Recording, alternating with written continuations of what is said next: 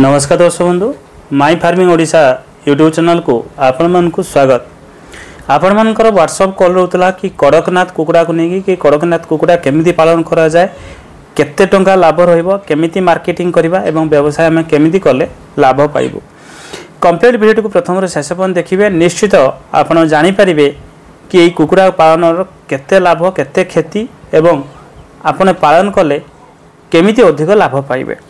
विशेषकर मुझे आपण मानक प्रथम कहीदेवाई चाहे कड़कनाथ जदि आप पालन करने जाऊँगी बड़ आकार आप करूँ ना, ताने 50 पीस 100 पीस रू आप आरंभ करूँ। जितेबाला आपणकर अभिज्ञता हो मार्केटिंग नॉलेज हो से आप बड़ आकार करेंगे, कारण मार्केटिंग जो देखा आर प्रायतः ओडिशा से मात्रा ना, कारण गोटे एमती कथा अंधविश्वास हो बा एमती माने लोक कथा रही कि कड़कनाथ कुकुड़ा किलो मांस 1000 टंका 2000 टंका एमती गोटे अंधविश्वास फेले दी बा लोक मान विश्वास करा दी जो प्रायतः कुकुड़ा मांस ये कड़कनाथ लोक मैंने खाऊना, कारण हुए तो से भावती कि कड़कनाथ कुकुड़ा बहुत अधिक रेट, किंतु मु कही रखे कड़कनाथ कौन सी एत टंकार बिक्री हुए ना, 400 रू 500 टंका भितर कड़कनाथ कुकुड़ार रेट होता है।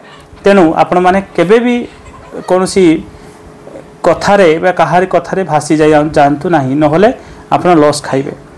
मार्केट रे ये देसी कुकुड़ा जी रेट जीव प्राय सेम रेट रे भी कड़कनाथ कुकुड़ा भी बिक्री हम। तेणु आपण मैंने कहा कथारे भासिकी क्या लोभरे पड़े कि एमती कुकुड़ा पालन करूँ ना, जो द्वारा कि लॉस खाइबे एवं समस्या पड़े। तेणु जदि आप कड़कनाथ पालन करने जाऊँगी ताहले ए वीडियो टी देखूँ, नहले आपन वीडियो स्किप करके जाइपारे। जदि आपण मैंने चाहूँगी कड़कनाथ कुकुड़ा छुआ नापी आम हेचरू नहीं पारे, स्क्रीन नंबर रही से नंबर आप व्हाट्सएप करके नहीं पारे। मिनिमम ऑर्डर 100 रु अधिक रही भुवनेश्वर बरमुंडारू आम आपको ट्रांसपोर्टिंग देवु बस जगे, जदि आपण अंचल को बस जाऊब भुवनेश्वर बरमुंडारू।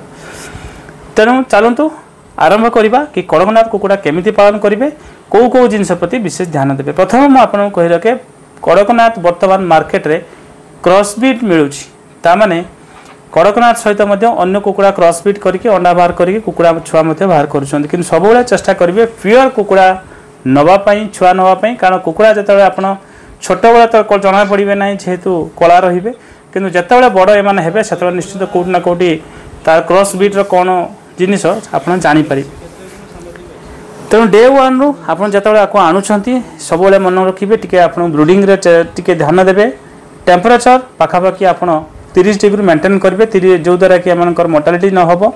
एवं कड़कनाथ कुकुड़ा इम्यूनिटी पावर अधिक रही है, तेणु ये कुकुड़ा प्रायतः से मात्रा मरती ना, किंतु बेले बेले चाषी भाई भाई मान असावधानता बा बेख्याल कुकुड़ा गुड़िक मरी था। एवं प्रायतः आप जानते कड़कनाथ कुकुड़ा औषधीय गुण भरपूर मात्रा रही, तेणु कड़कनाथ मांस खाइबा देहपाई हितकारक। एवं जिते आप डे वन आणुंट से टे ब्रुडिंग ठीक रखिए, तापर 7 दिन पर आप वैक्सीन करेंगे, 14 दिन वैक्सीन करेंगे, 21 दिन वैक्सीन करेंगे। लासटा गंबर लासटा यही 3टी वैक्सीन करेंगे। जदि अधिक दिन आप रखुंट R2B भी गोटे वैक्सीन अच्छी, जो आप 56 दिन बा 2 मास पाखापाखि से गोटे वैक्सीन दे पारे। कि जदि मांसपाई आपको रखुंट ताहले आपको 3टा वैक्सीन हेले यथेष्ट। एवं आपको जदि पालन करने जाऊँगी कमर्शियल आकार बेसी आकार ताहले आप दाना देकी पालन करवा आपण ठीक, किंतु जदि 100-200 पीस आप आरंभ करुँच दाना सहित घर फीड आपको देले एमानकर भल ग्रोथ होता है। एवं कड़कनाथ कुकुड़ा सब मन रखिए जिते पालन करेंगे सफिसीयंट आपको जगह थी दरकार। फार्म तो आप रखिले, किंतु एम जदि टे बाहर फ्री रेंज रे छड़ा जाए बाहर छड़ा जाए एमानकर चेहरा लुकिंग बहुत भल रही है, एवं ग्रोथ भल होता है, एवं हजम क्रिया ठीक रहता है, एवं प्रायतः से मोर्टालिटी हो न था। किंतु जदि फार्म भीतर आपको रखती प्रायतः बेले बेले देखिए कुकुड़ा मानकर पछ पटे देखिए आप पर झड़ी जाए एमानकर लुकिंग से भल देखा जाए ना। तेणु चेष्टा करेंगे आप कि आपणकर फ्री रेंज रे बा घरे बाहर जगह थी दरकार, जो द्वारा कि आपको छाड़ी पारे। तापर जो आप 21 दिन होती आप मसे पन सफिसीयंट दाना दिंतु।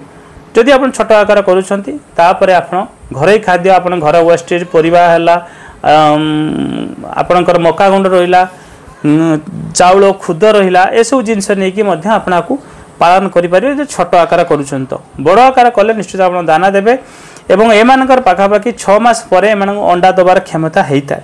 तेणु आर अंडार भी डिमांड मध्य भल रही। कड़कनाथ अंडा पाखापाखि 15 टंका आरंभ करके 20 टंका 30 टंका पर्यंत भी मार्केट रे बिक्री होउछि।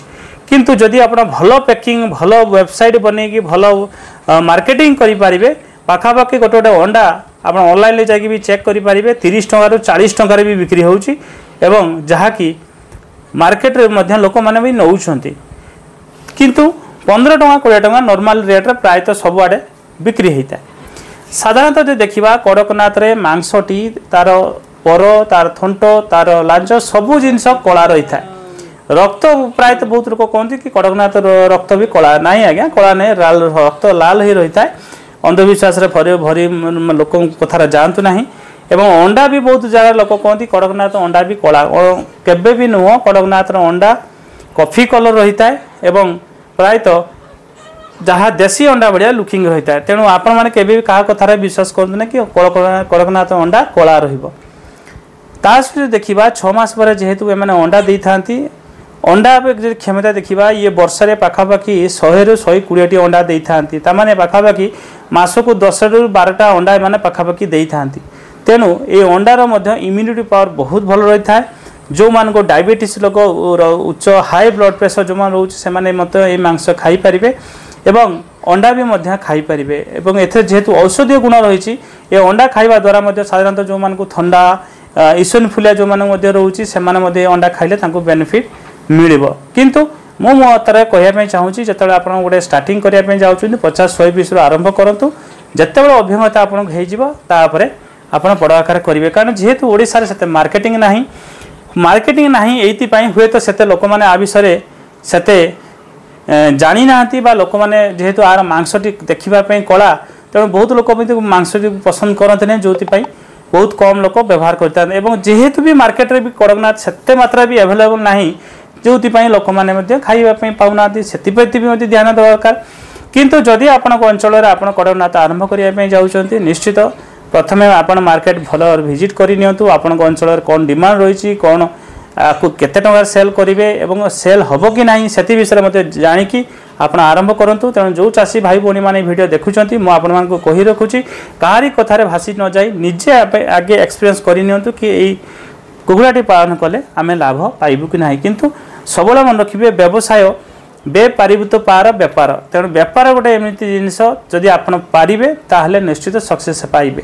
तेणु कड़कनाथ मार्केट रे भी भल भी डिमांड अच्छी अंडार रेट भल अच्छी एवं मार्केट रे भी पाखापाखि 400 ରୁ 450 500 टଙ୍କା भितर कड़कनाथ बिक्री होउची एवं लोक भी खाऊचंदी। कारण आजिका समय लोक मैंने ब्रॉयलर लेगन ये सब जिनस टिके कमी देले कारण जेहेतु ब्रॉयलर अत्यधिक देह खराब होउची तेणु लोक मैंने सचेतन हेले एवं प्रायतः बहुत लोक देशी कुकुड़ा एवं कड़कनाथ कुकुड़ा को खाଇବା आरंभ कले जो द्वारा कि आम देह ठीक रहिबो स्वास्थ्य ठीक रहिबो।